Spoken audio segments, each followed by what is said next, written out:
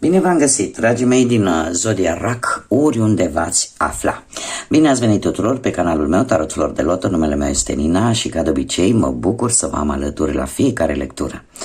Azi voi face o lectură atemporală, fără limită de timp, o lectură pe care voi să o puteți viziona oricând doriți sau atunci când apare în viața voastră. De asemenea, un lucru important de care trebuie să țineți cont și anume faptul că voi vă construiți propriul viitor, așa că vă rog să luați decât acele mesaje care rezonează cu voi, iar restul lăsați-le să zboare în univers, pentru că sigur sunt pentru alte persoane, pentru alte energii care într-o mai mică sau mai mare măsură au o legătură cu Zodia RAC. Desigur, dragii mei, dacă nu veți rezona cu această lectură, puteți viziona celelalte zodii, care pot reprezenta pentru voi ascendentul, luna, Venus sau oricare altă planetă importantă din cartea voastră natală. Așa că, dragii mei, cei care aveți soare, lună, Venus sau ascendentul în Zodia RAC, atunci această lectură este de asemenea și pentru voi. Cum de asemenea trebuie să vă și mulțumesc, dragilor, pentru like-uri, pentru comentarii, pentru tot aportul vostru în dezvoltarea acestui canal. Sunteți minunați și vă mulțumesc din suflet tuturor pentru toate aceste gesturi minunate. Dragii mei, haideți să vedem care este situația actuală pentru voi. Și se pare că într-un trecut nu foarte îndepărtat a avut loc o schimbare pozitivă, o schimbare favorabilă în viața voastră, care v-a adus stabilitate și siguranță. Poate că unii dintre voi au reușit, nu știu, să achiziționeze poate o casă și în felul ăsta să-și găsească stabilitatea, sau ați simțit poate nevoia să ridicați ancora, ca să zicem așa, în căutarea acestei stabilități. Dar ați dat peste, și aici este foarte interesant pentru că avem lupul și elanul. Cer scuze. Eu aș spune că în perioada următoare trebuie să aveți un pic de grijă. De ce? Această carte vine cu un avertisment. Cineva încearcă cumva să, nu știu, mai ales să aveți grijă la obiectele voastre de valoare posibil. Cineva încearcă să te deposedeze de ceva ce ți aparține. Poate să fie un furt material sau poate să fie un furt energetic. Da, cei vampiri energetici. Sau poate pur și simplu aveți pe cineva lângă voi care efectiv vă fură timpul. Ce înseamnă asta? Că pierdeți timpul cu o persoană care poate nu vă merită. Așa, timpul ăla nu-l mai iei înapoi. Faptul că avem și elanul, care îmi vorbește de ceva excentric, de o acceptare.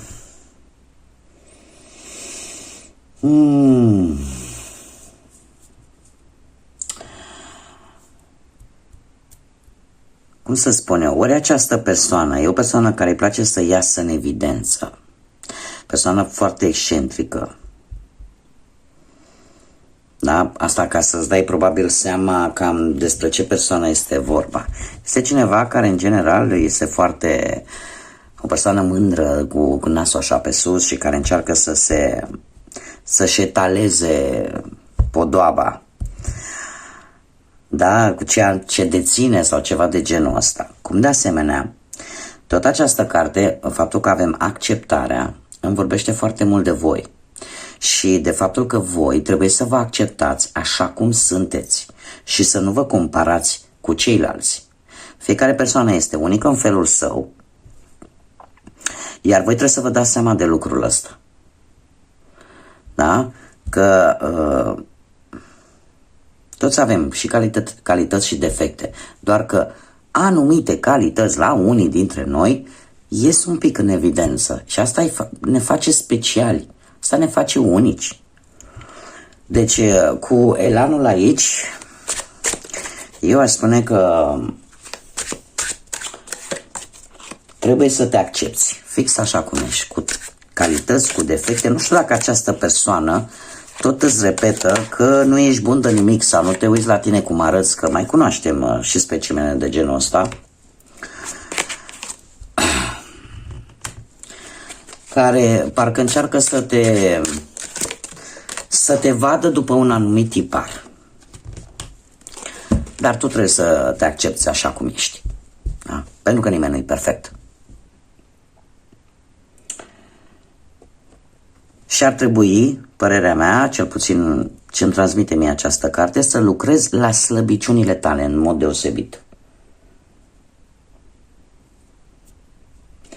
Da? Să lucrezi la acele slăbiciuni pe care le ai tu, să ți le întărești un pic.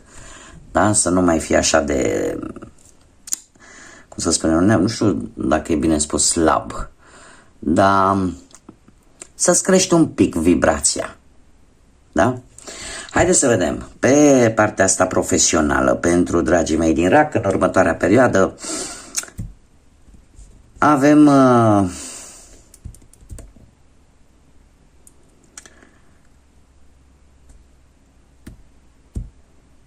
foarte interesant, stați așa.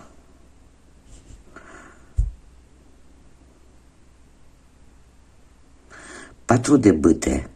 Deci avem un 4 de bâte. Dragilor, pe plan profesional, ați posibil să fi celebrat ori că ați obținut vreun nou job, ori că ați obținut vreo avansare, ceva benefic la locul de muncă legat de viața profesională. În prezent avem magicianul, care îmi spune de faptul că, într-adevăr, e o stare mult îmbunătățită. E posibil chiar să fiți unii dintre voi pe vreo listă de promovare sau de avansare, sau dacă cumva nu ați reușit să găsiți ceva de muncă, sunt șanse să găsiți de muncă. Totuși, am un 8 de spade, care mi întărește exact ce am discutat și înainte. Faptul că voi vă blocați singuri.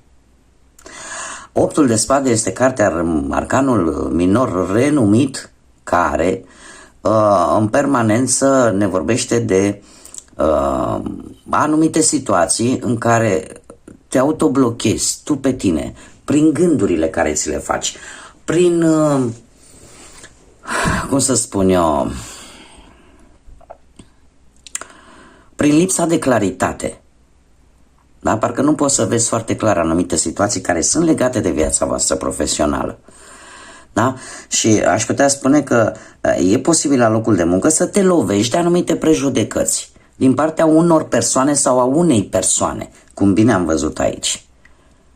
Da? Și care te face să te închizi în tine și să spui că nu ai niciun fel de soluție și că nu, asta este o utopie. Trebuie să ieși din acest cerc vicios și să nu dai. Știi, cumva parcă ajungi în situația în care spui, domne, ori trebuie să suport situația, ori pur și simplu poți să schimbi ceva. Nu există alte variante. Da? În ceea ce privește locul de muncă. Pentru că aici mi apare efectiv un blocaj intern de-al tău.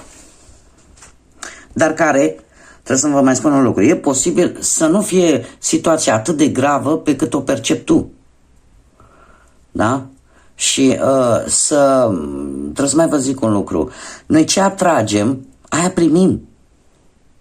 Dacă tu te gândești numai negativ, mai ales pe planul ăsta profesional, aia vei atrage, din păcate. Da? E vorba de atracție universală, mai ales pentru această carte.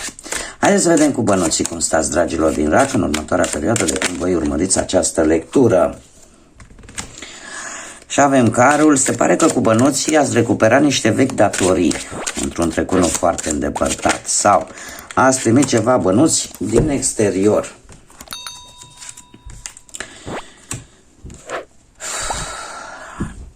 Niște bănuți din exterior.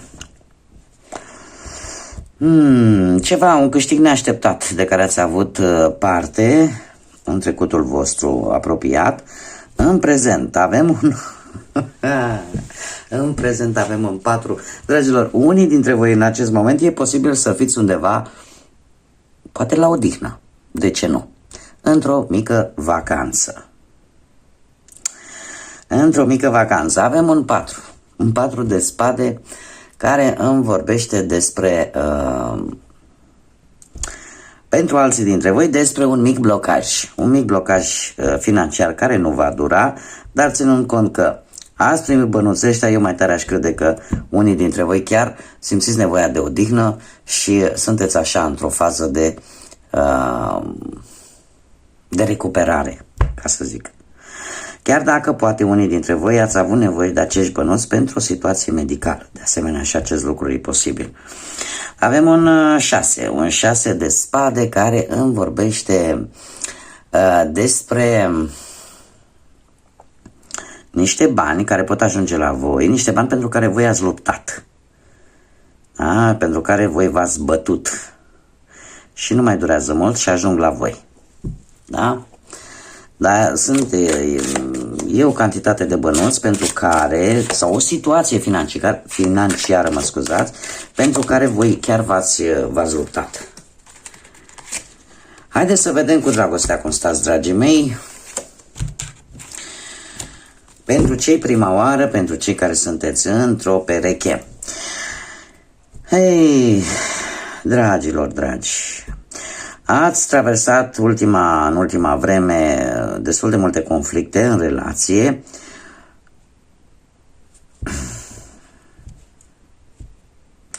Trebuie să vă spun, am două variante mari și late, dragilor. Ați avut într-adevăr într-un trecut tensiuni, certuri, discuții, posibil unele provocate de alți membri ai familiei sau de alte persoane care cumva și-au cam băgat nasul așa în relația voastră, sau poate pur și simplu e o situație care ține strict de voi doi.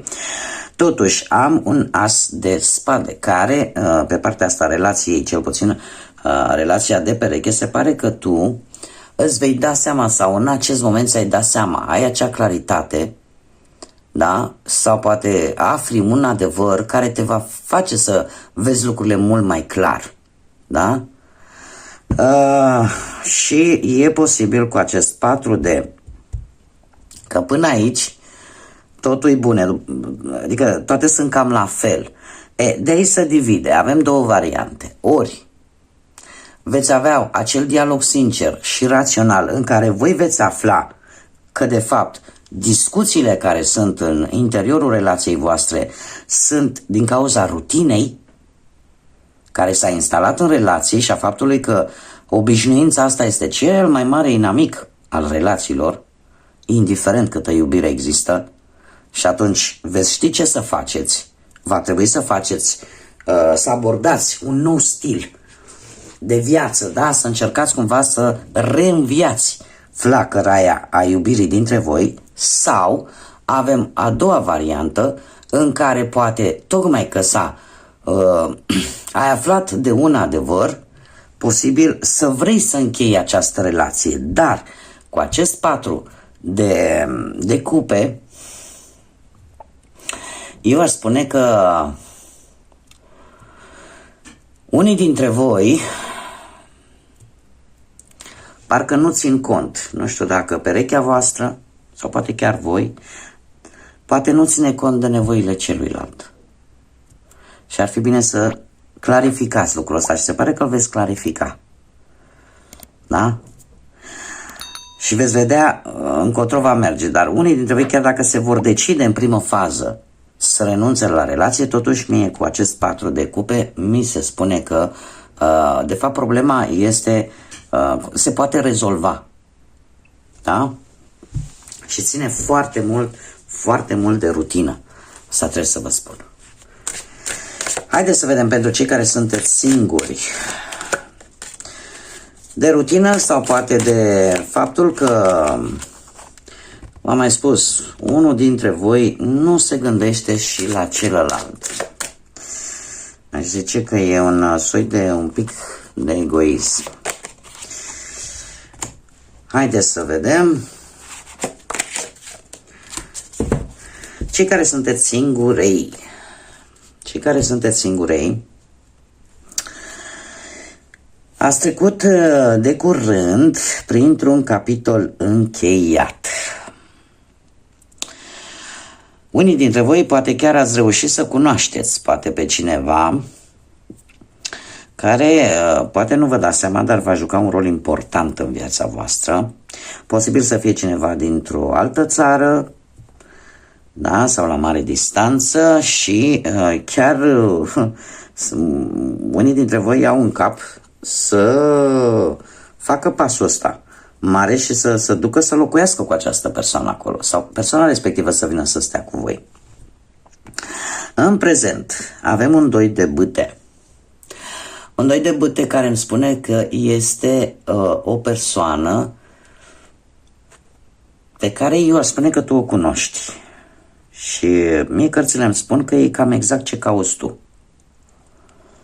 Da? Și decizie. Se ia o decizie cât de curând. O decizie importantă cu îndrăgostiții. Da? O decizie importantă pe care voi o veți lua cu inima, cu sufletul. Da? Și pentru alții dintre voi e posibil să fie vorba de cineva cu care voi ați mai avut de a face în trecut. Poate chiar o relație să fie avut în trecutul vostru cu această persoană.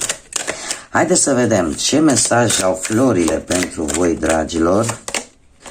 Oh, ce frumos trandafiri, uitați ce frumos. Și roșu. Dragii mei, ne spune în felul următor. Deschideți inima.